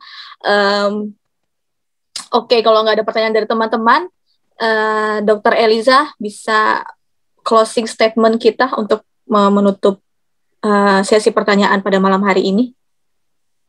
Oke, closing statement-nya ya, terima kasih untuk pemuda-pemudi P3MI Indonesia sudah mengundang saya dan juga Kak Feby ya berarti ya. Intinya adalah mungkin ya kita nggak tahu ya kenapa bisa terjadi pandemi seperti ini, tapi percayalah semua ini pasti atas izin Tuhan begitu. Mungkin kita manusia nggak tahu ya maksudnya apa gitu, tapi ya kita jalanilah gitu. Dan tetap sehat, tetap jaga kesehatan, tetap patuhi protokol-protokol kesehatan dimanapun kita berada, jangan sampai lengah. Dan juga jangan lupa vaksin begitu ya. Tetap bersandar kepada Tuhan, walaupun mungkin ada hal terjadi dalam hidup kita di era ini yang entah mungkin kita ditinggalkan keluarga terkasih dan sebagainya. Intinya tetap bersandar kepada Tuhan, tetap percaya sama Tuhan. Percayalah bahwa segala sesuatu akan indah pada waktunya. Gitu. Ya. Thank you Dr. Eliza. Kalau dari Nurse Feby, silakan untuk closing statement-nya. Sebelum closing statement, saya mengucapkan terima kasih untuk sudah mengundang saya sedikit sharing mengenai pengalaman saya. Closing statement-nya cukup ini aja kali ya. Peduli vaksin untuk negeri, tetap prokes, let do the best, and let God do the rest. P3MI bisa! Thank you, Feby. Mungkin teman-teman bisa kasih applause virtual ya dari tempatnya masing-masing pada malam hari ini. Karena semua yang disampaikan benar-benar menginspirasi kita semua, membawa manfaat juga pastinya bagi kita semua, dan tentu memotivasi kita untuk lebih lagi taat prokes dan juga peduli vaksin. Nah, sebelum kita masuk dalam renungan singkat yang akan dibawakan oleh Pendeta Eben, kita akan mengangkat kembali satu pujian untuk kemuliaan nama Tuhan. Kita akan mengakhiri acara kita pada malam hari ini, tapi sebelumnya kita mau angkat pujian yang mengatakan bahwa bagi Tuhan tak ada yang mustahil. Dan mukjizatnya selalu disediakan bagi kita. Kita angkat pujian yang bersama.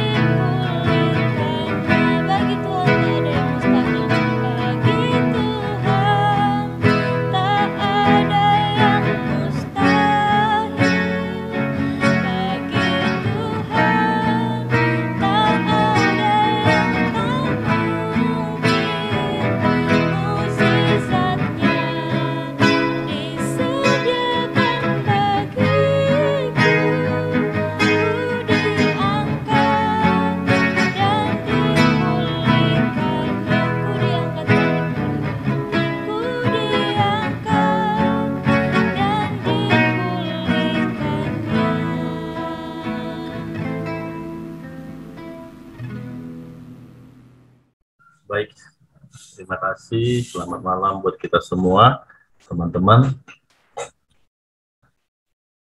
Malam hari ini bersyukur buat waktu yang diberikan kepada P3GMI wilayah dari teman kami, Nurse Feby yang dari Medan, dan Dr. Eliza yang dari Sumba, walaupun mereka sebenarnya bagian dari P3GMI wilayah 2. Feby di Binong, Dr. Eliza di Immanuel, Jakarta. Ketika mereka berada di tempat mereka masing-masing, Jakarta dan di Tangerang, Binong sini, mereka aktif di P3GMI-nya atau Methodist Youth-nya kalau di Immanuel ya, Dr. Eliza. Terima kasih buat waktu hari ini. Sebelum kita menutup sharing kita, ya kita tutup dengan firman Tuhan, karena memang sharing ini atau yang kami namakan sebagai My Inspiration ini khusus di bulan Agustus, di bulan kita merayakan kemerdekaan negara kita, bangsa negara kita Indonesia yang ke-76. Kami mau mengapresiasi, mau mendoakan buat para nakes tenaga kesehatan, terkhusus pasti ada teman-teman kami P3GMI, makanya kita mencari anak-anak P3GMI yang memang lagi sedang bisa dipakai waktunya untuk bisa berbagi dengan kami. Ada teman-teman kita yang lain mungkin selain Nurse Feby dan Dr. Eliza yang sedang di medan pertempuran ya, di perjuangan untuk penanganan COVID-19. Mereka yang berada di rumah sakit, mereka yang berada di ruang-ruang ICU, mereka yang berada di tempat-tempat khusus dalam isolasi orang-orang yang sedang terpapar COVID-19. Jadi ini adalah waktu di mana kami mau mendoakan, mengapresiasi kalian buat segala perjuangan, ya walaupun mungkin tidak secara langsung seperti Dr. Eliza tidak langsung penanganan COVID, tapi dia bersentuhan dengan itu karena secara umum mengerjakan itu, dan Nurse Feby juga bersentuhan langsung dengan pasien yang seperti itu. Jadi ini sebuah berkat ya bagi kami, anak-anak muda bisa punya waktu untuk mengapresiasi dan mendoakan kalian. Jadi memang kalian tadi katakan bahwa ini bukan satu hal yang bisa ya kebanggaan atau dibanggakan. Ya walaupun seperti itu, ini tetap menjadi sebuah inspirasi bagi kami anak-anak muda, bagaimana di usia muda ya di dalam kalian melewati hal-hal yang bagi kalian sendiri menakutkan, menghadapi yang mungkin risiko kematian tinggi gitu ya, risiko dalam menghadapi pasien seperti ini, terkadang terpapar, kalian berada di tengah-tengah itu. Jadi firman Tuhan sebagai perenungan bagi kita semua dan juga teman-teman kami, para nakes, khususnya buat Nurse Feby dan juga Dr. Eliza dari Mazmur 23, ya the famous Psalm ini ya Mazmur yang terkenal, Mazmur Daud. Tuhan adalah gembalaku, takkan kekurangan aku. Ia membaringkan aku di padang yang berumput hijau, ia membimbing aku ke air yang tenang, ia menyegarkan jiwaku, ia menuntun aku di jalan yang benar oleh karena namanya. Sekalipun aku berjalan dalam lembah kekelaman, aku tidak takut bahaya, sebab Engkau besertaku, gadamu dan tongkatmu. Itulah yang menghibur aku. Engkau menyediakan hidangan bagiku di hadapan lawanku, Engkau mengurapi kepalaku dengan minyak, pialaku penuh melimpah. Kebajikan dan kemurahan belaka akan mengikuti aku seumur hidupku, dan aku akan diam dalam rumah Tuhan sepanjang masa. Ya teman-teman, para nakes, mungkin khususnya teman-teman kami, anak-anak pemuda yang berada di perjuangan pandemi ini sebagai tenaga kesehatan, mungkin kalian berjalan dalam lembah kekelaman, ya mungkin walaupun sekarang sudah agak sedikit melandai, sejak di awal bulan Juli kemarin sempat meningkat begitu mengkhawatirkan, ya tapi sekarang sudah agak sedikit tenang, tapi kalian berjalan dalam lembah kekelaman yang menakutkan, ya seperti bahaya yang begitu siap menjatuhkan, menghancurkan kalian. Tapi firman Tuhan seperti Mazmur Daud ini katakan bahwa Tuhan beserta kalian. Tuhan beserta kalian, gadanya dan tongkatnya menghibur kalian. Mungkin teman-teman ketika kalian melakukan pekerjaan, kalian tidak bisa komunikasi dengan teman-teman karena ya memang harus fokus dengan pakaian yang APD yang mungkin begitu berat atau begitu menyesakkan, 8 jam kalian pakai, ya kegiatan begitu terbatas. Saya percaya Tuhan menghibur kalian, menguatkan kalian, hingga sekarang kalian bisa menghadapi semua ini, menjalani semua ini, dan mengikuti perjuangan-perjuangan menghadapi COVID ini, dan kalian bisa menyaksikan bagi banyak orang bagaimana Tuhan beserta kalian.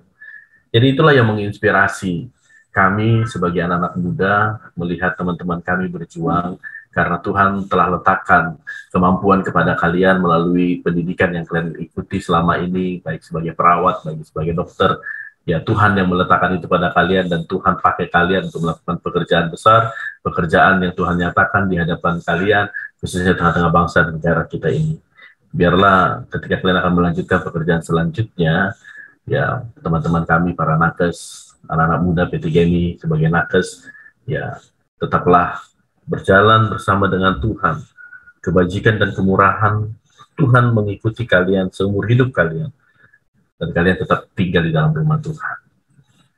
Teman-teman yang terkasih, hari ini sebenarnya sebagai lanjutan dari kebaktian 17 Agustus kita kemarin, ketika kita mengangkat sebuah seruan Corona Free Day, hari di mana kita merdeka bebas dari Corona, ketika dikatakan bagaimana kita bisa bebas dari Corona dengan melekat kepada Tuhan, berdoa berseru kepada Tuhan.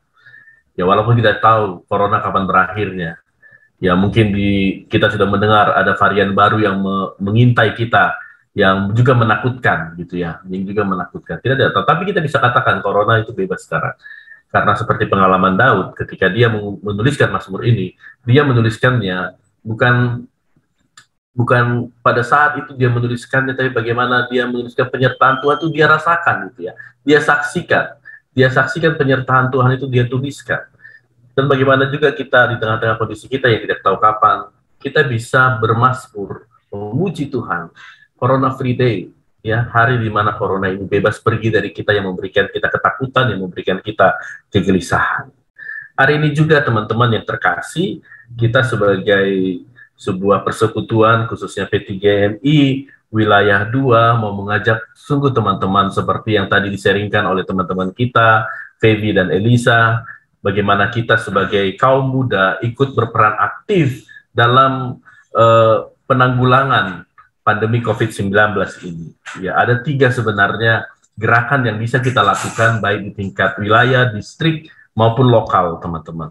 Yang pertama yang pasti adalah prokes ketat, 5M tambah 1M tadi, ya, prokes ketat, protokol kesehatan, ya, jangan lepaskan dirimu, ini harus benar-benar ketat, mencuci tangan, pakai masker, menjaga jarak, menjauhi kerumunan, membatasi mobilisasimu, kegiatan-kegiatan luarmu, mari kita begitu ketat dengan protokol kesehatan ini, ya, kita menjadi role modelnya, kita sebagai contohnya, baik di gereja, di rumah kita, anak-anak muda, mari. Yang kedua, penggerak vaksin. Ya, satu kerinduan kami bagaimana ada lokal, ada distrik yang melakukan sebuah gerakan pemuda penggerak vaksin. Ya, bukan berarti kalian yang memberikan suntikan vaksin, tetapi bagaimana seperti yang disampaikan tadi, kalian menjadi orang-orang yang bisa memberikan edukasi tentang vaksin kepada jemaat di sekitar kalian, ya, jemaat di lokal kalian, mungkin kepada para orang tua yang mereka yang lemah dalam teknologi, yang mungkin gaptek, yang tidak tahu informasi-informasi yang menyebar di sosial media, bahkan sering termakan oleh hoax. Jadi mari menjadi penggerak vaksin, kalian memberikan edukasi, ya, tadi sudah dikatakan untuk edukasinya kalian bisa mengunjungi website covid19.go.id tadi, ya, mari lihat, mari ajari para orang tua supaya mereka juga divaksin. Dan terutama kalian divaksin, ya, sesuai dengan usia yang sekarang bisa divaksin, kalian divaksin. Dan jangan ada juga hal-hal yang tidak benar yang dalam pemikiran kalian bahwa vaksin tidak benar, vaksin itu nggak boleh, vaksin itu tidak sehat. Jangan. Kalian menjadi garis terdepan dalam vaksin ini, kalian bagaimana menggerakkan orang-orang di gereja kita, di lokal masing-masing untuk divaksin. Jadi mari bentuk komunitas pemuda penggerak vaksin dengan memberikan edukasi. Mari hantar para orang tua yang nggak bisa ke klinik atau ke puskesmas untuk divaksin. Mari tanyai jemaatmu siapa yang belum divaksin. Mari segera daftarkan mereka. Mari bawa mereka ke tempat, ke vaskes, fasilitas kesehatan di mana mereka bisa divaksin. Mari kita proaktif untuk vaksin ini. Dan yang ketiga, kita peduli sosial COVID-19. Jadi tetap peduli. Memang mungkin sekarang kita nggak bicara soal membeli obat-obatan, oksigen, mungkin sekarang sudah melandai, tapi sekarang dampak yang terjadi, yaitu dampak ekonomi. Ya, dampak ekonomi. Mari peduli sosial. Ya, melalui GMI Wilayah 2 memang kemarin sudah disampaikan bahwa kita mengumpulkan taken list atau pengumpulan dana untuk dana sosial COVID-19. Jadi teman-teman, mari beri persembahanmu berapapun itu untuk mendukung pelayanan sosial. Jadi ini akan diberikan nanti akan dalam bentuk sembako kepada masyarakat, bukan hanya jemaat GMI, tapi kepada masyarakat nanti akan disalurkan oleh Badan GMI, Badan Diakonia Sosial atau Tagana GMI Wilayah 2. Mari berikan persembahanmu, mari gerakkan teman-temanmu, kalian kumpul dana, kalian bisa kumpul di pengurus lokalnya atau di mana, atau jika mengalami kesulitan bisa tanya pengurus distriknya, bisa tanya juga pengurus wilayahnya. Mari tanya apa yang bisa kami bantu untuk peduli COVID GMI ini. Mari berikan persembahanmu berapapun itu, dari uang jajanmu, dari uang sakumu, mari berikan, karena sekarang saatnya kita menunjukkan kepedulian kita. Jadi 3 gerakan ini yang akan kita kembangkan, yang akan kita sharingkan, sosialisasikan di lokal, di distrik kita. Yang pertama, prokes ketat, jangan kasih kendor teman-teman. Yang kedua, mari kita menjadi pemuda penggerak vaksin. Yang ketiga, mari kita peduli sosial COVID-19 dengan memberikan persembahan. Biarlah itu yang dapat kita lakukan. Kita bukan nakes, bukan tenaga kesehatan, tapi itulah tugas dan tanggung jawab kita. Dan sembari kita terus berdoa, biar COVID ini dapat segera selesai, bangsa negara dapat menyelesaikannya, mengatasinya dengan baik. Sembari kita juga berdoa buat tenaga-tenaga kesehatan kita, teman-teman P3MI kita yang sebagai nakes, Tuhan yang melindungi, Tuhan memberkati mereka, biarlah Tuhan yang menuntun mereka, gada dan tongkatnya Tuhan, yang memberikan mereka kekuatan, kemampuan menjalani semuanya. Kiranya Tuhan memberkati kita semua, biarlah kita selalu berserah dan berseru kepada Tuhan. Mari kita berdoa. Terima kasih ya Tuhan kami dalam nama Yesus Kristus buat kesempatan hari ini, ketika kami dapat bersama dalam persekutuan ini. Ketika inspirasi dinyatakan kepada kami malam hari ini melalui teman-teman kami yang adalah tenaga kesehatan, ketika mereka ikut ambil bagian sebagai pejuang-pejuang untuk penanganan COVID-19 ini. Berkati teman-teman kami ya Bapak, para tenaga kesehatan, khususnya yang bersama dengan kami hari ini. Berkati ya Tuhan Feby, berkati Dr. Eliza, berkati mereka Bapak. Kasih Tuhan yang selalu bersama dengan mereka, melingkupi mereka, gadamu dan tongkatmu beserta dengan mereka yang menghibur mereka. Ya Bapak, kuatkan mereka dalam setiap pekerjaan yang mereka lakukan. Kami percaya hikmat Tuhan yang Kau telah berikan ketika mereka menerima pendidikan di sekolah mereka untuk melakukan itu semua. Hamba-Mu serahkan anak-anak-Mu ini ya Bapa. Dan teman-teman kami yang lainnya yang sedang bekerja sebagai tenaga kesehatan, yang berhadapan dengan pasien, yang berjuang akan COVID-19, yang berjalan dalam lembah kekelaman, kuatkan dan hiburkan mereka. Tuhan bersama dengan mereka. Dan kami sebagai kaum muda P3MI Wilayah 2 ini, kami yang bersama-sama dalam persekutuan ini, berkati kami Bapak, supaya kami juga menjadi penggerak dalam prokes kesehatan ya Bapak, protokol kesehatan dengan melakukan secara ketat prokes-prokes yang ada ya Bapak. Berkati kami juga sebagai penggerak vaksin, kami divaksin dan juga menggerakkan orang-orang di sekitar kami, jemaat-jemaat di sekitar yang kami layani untuk dapat menerima vaksin. Dan kami juga dapat peduli sosial untuk mereka-mereka yang terdampak COVID melalui persembahan sosial kami. Ya Tuhan, biarlah apa yang kami lakukan itu juga menjadi perjuangan kami bersama untuk mengatasi, untuk menanggulangi pandemi COVID-19 ini. Berkati pemerintahan kami, bangsa negara kami. Biarlah bangsa negara kami melalui pemerintahan dapat mengatasi pandemik ini dengan hikmat yang daripada Tuhan. Setiap program yang dilakukan baik PPKM dan juga ya Bapak program vaksinasi nasional biarlah berjalan dengan baik sehingga pandemi ini dapat diatasi Tuhan. Sehingga ya Bapak terbentuklah herd immunity untuk imunitas bangsa ini sehingga virus ini berlalu dari kami. Berkati Indonesia ya Bapak, dampak COVID ini, berkati pemerintahan dalam menjaga stabilitas ekonomi, stabilitas keamanan, biarlah Indonesia tetap di dalam kasih Tuhan. Sehingga ketika kami merayakan bulan kemerdekaan kami di bulan ini, Kami benar-benar merasakan lawatan Tuhan, karena Indonesia bagi kemuliaan nama Tuhan. Terima kasih buat waktu ini Bapak, terima kasih buat kesempatan ini. Terima kasih buat teman-teman kami, ya Bapak yang hadir bersama dengan kami. Kami percaya Bapak, Tuhan yang memberkati dan menyertai mereka. Ini doa kami Bapak, yang kami naikkan hanya di dalam nama Yesus Kristus Tuhan dan Juru Selamat kami, yang telah mengajarkan kami berdoa demikian. Bapa kami yang di sorga, dikuduskanlah namamu, datanglah kerajaanmu, jadilah kehendakmu di bumi seperti di sorga. Berikanlah kami pada hari ini makanan kami yang secukupnya, dan ampunilah kami akan kesalahan kami, seperti kami juga mengampuni orang yang bersalah kepada kami. Dan janganlah bawa kami dalam pencobaan, tapi lepaskanlah kami daripada yang jahat, karena Engkau yang punya kerajaan dan kuasa dan kemuliaan sampai selama-lamanya. Terimalah berkat Tuhan, anugerah Tuhan kita Yesus Kristus, pengasihan dari Allah Bapa, persekutuan dengan Roh-Nya yang kudus memberkati engkau, memberikan kasih, sukacita, pengharapan, damai, sejahtera, mulai hari ini, besok, dan sampai selama-lamanya. Bersama kita katakan, amin.